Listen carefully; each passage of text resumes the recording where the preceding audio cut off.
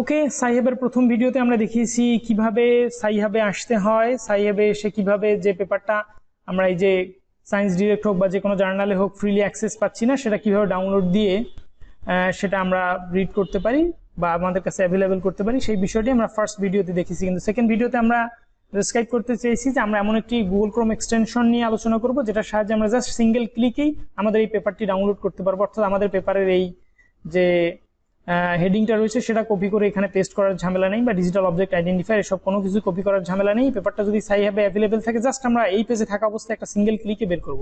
তো সেজন্য আমাদের প্রথমে গুগল ক্রোম যে এক্সটেনশন ওয়েব পেজ রয়েছে সেখানে যেতে হবে। মোর টুলস থেকে আমি যাচ্ছি, কোথায় যাব, এক্সটেনশনটা দেখা যাচ্ছে না কেন। ওকে, আচ্ছা, এই যে এক্সটেনশন পেয়েছি আমরা, তো এখান থেকে ভিজিট ক্রোম ওয়েব স্টোর, অথবা জাস্ট আমরা সিম্পলি সার্চ করতে পারি যে ক্রোম এক্সটেনশন।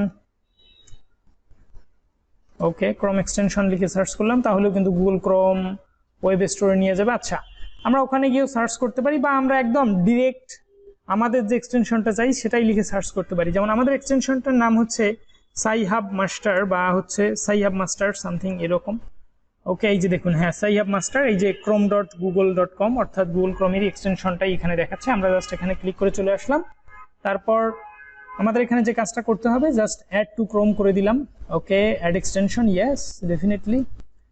ওকে, আমাদের গুগল ক্রোম যে Sci-Hub মাস্টার যে এক্সটেনশনটা, এটা অ্যাড হয়ে গিয়েছে, এই যে অ্যাডেড টু ক্রোম।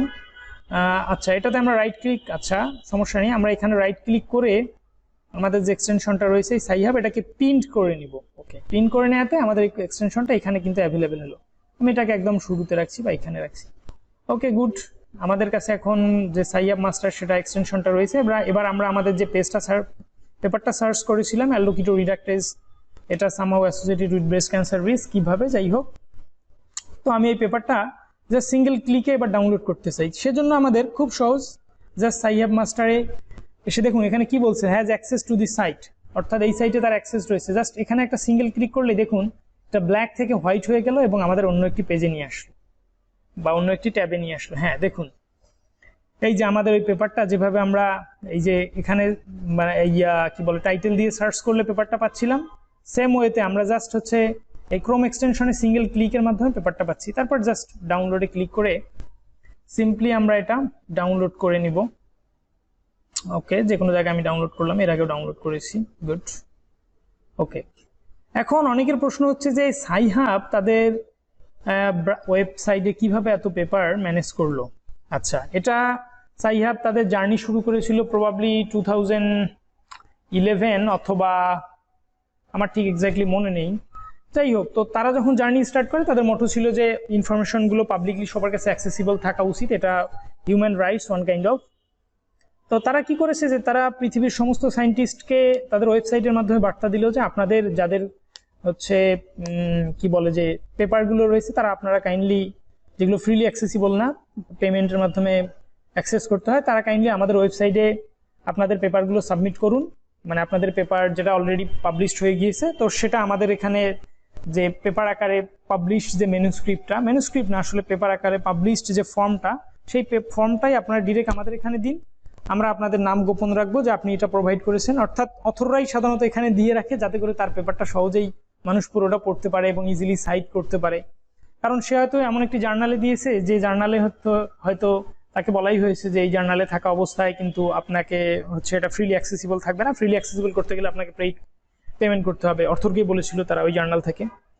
তো তখন অথররাও চিন্তা করলো, হ্যাঁ ঠিক আছে, Sci-Hub তো আছেই, তো আমি হচ্ছে তাহলে Sci-Hub এই জিনিসটা ফ্রিলি অ্যাভেলেবল করে দিই, আর যে জার্নালে পাবলিশ করছি সেখানে হচ্ছে আমি আর পেমেন্ট না করি, যাতে করে তারা ফ্রিলি অ্যাভেলেবেল না করে, তারা যেভাবে বিজনেস পলিসি ফলো করে তারা সেভাবে করুক, ইটস ওকে। তো এইভাবেই মূলত Sci-Hub তাদের নিজেদেরকে ডেভেলপ করেছে, তাদের নিজেদের এইভাবেই পেপারের সংখ্যা বৃদ্ধি করেছে, এবং আমাদের মতো যারা কি বলে পেমেন্ট করার মাধ্যমে অ্যাক্সেস নেই, তো তারা Sci-Hub থেকে খুব ইজিলি ইনফরমেশনগুলো গ্যাদার করতে পারছে। বাই দ্য ওয়ে, আপনারা Sci-Hub নিজেদের কনসার্ন ইউজ করবেন, নিজেদের রেসপন্সিবিলিটি ইউজ করবেন। ওকে, আজকে এ পর্যন্তই। নেক্সট ভিডিওতে আমি Sci-Hub নিয়ে আরেকটি আলোচনা করব। এখন ধরুন আপনি Sci-Hub-এ এমন কোনো পেপার সাবমিট করলেন যেটা ফ্রিলি, তো আগে তো অবশ্যই এখানে অ্যাক্সেসিবল না জার্নালে, তারপর সাইহাবের কাছেও সেই পেপারটা নেই। তো সেক্ষেত্রে আপনি কি করবেন? সেক্ষেত্রে আমরা আমাদের একটি নতুন মানে সাইহাবেরই একটি আলাদা ডিফারেন্ট পেজ রয়েছে, যেখানে ফেসবুক গ্রুপে যেমন আমরা কোনো ইনফরমেশন চেয়ে পোস্ট করে থাকি, তখন অন্য মানুষগুলো তাদের কাছে সেই ইনফরমেশন থাকলে শেয়ার করে অথবা পিডিএফ শেয়ার করে। সে ধরনের সাইহাবের একটি ওয়েবসাইট রয়েছে যেটাকে বলা হয় সাইহাব মিউচুয়াল এইড কমিউনিটি। তো সেখানে যদি আমরা এই পেপারের ডিটেইলস লিখে তাদেরকে পোস্ট করি, তাহলে সেখানে বহু মানুষ রয়েছে যারা আমাদেরকে হেল্প করার জন্য। তো ভালো থাকুন। আমরা নেক্সট ভিডিওতে মূলত এই বিষয়টি কিভাবে কাজ করতে হয়, অর্থাৎ সাইহাব মিউচুয়াল এইড কমিউনিটি কিভাবে ইউজ করতে হয় সেই বিষয়টি এলাবোরেটলি এক্সপ্লেইন করব। ওকে, সে পর্যন্ত ভালো থাকবেন, সুস্থ থাকবেন, আর আমার জন্য অবশ্যই দোয়া করবেন।